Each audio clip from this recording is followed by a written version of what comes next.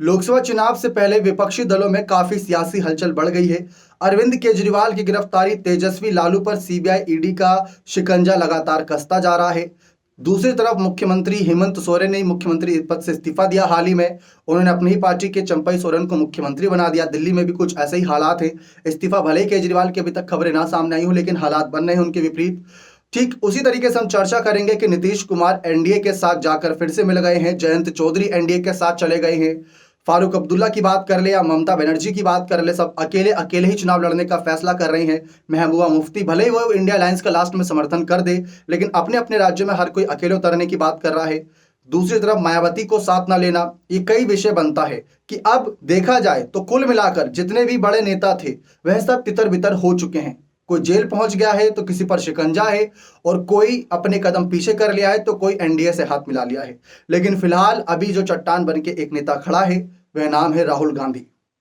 ऐसा नहीं है कि राहुल गांधी खिलाफ साजिश नहीं हुई, षड्यंत्र नहीं रचा गया। राहुल गांधी भी शिकंजे में फंसे थे। सांसद सदस्यता गंवा दी थी उन्होंने अपनी, लेकिन कोर्ट के फैसले से फिर से वह सांसद सदस्यता पा ली।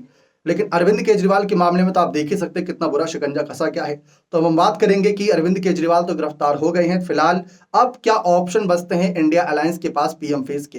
क्या अब भी कोई टक्कर है या एनडीए एक तरफा जीतेगी? क्योंकि जैसा कि आप देख सकते हैं, रवीश कुमार जो बड़े पत्रकार है उन्होंने भी कहा कि इस बार विपक्ष मुक्त चुनाव हो रहा है, क्योंकि कुछ जेल जा चुके हैं तो कुछ का अकाउंट फ्रीज कर दिया गया है। तो विपक्ष बचा ही कहां है? जो 400 की सीट जीतने की बात कर रहे हो उसको आप सीधा 543 ही क्यों नहीं बोल देते? 400 की जगह 543 लिख दीजिए, ऐसा रवीश कुमार ने पोस्ट किया।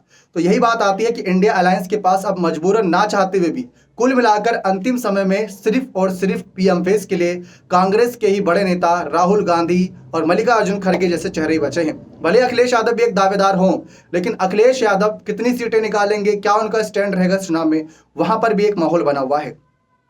सोनिया गांधी लोकसभा चुनाव लड़ेंगी नहीं, प्रियंका चुनाव लड़ेंगी या नहीं लड़ेंगी, इस पर भी सस्पेंस बना हुआ है। तो कुल मिलाकर यहां माहौल पूरी तरीके से विपरीत हो चुका है। अब यह माहौल कितना ज्यादा किस पार्टी को चुभेगा ये देखना दिलचस्प रहेगा। आपको क्या लगता है कि मोदी वर्सेस राहुल जो होगा इस चुनाव में किसकी जीत हो पाएगी? अपने कमेंट सेक्शन में जोड़ दीजिएगा। बहुत बहुत धन्यवाद।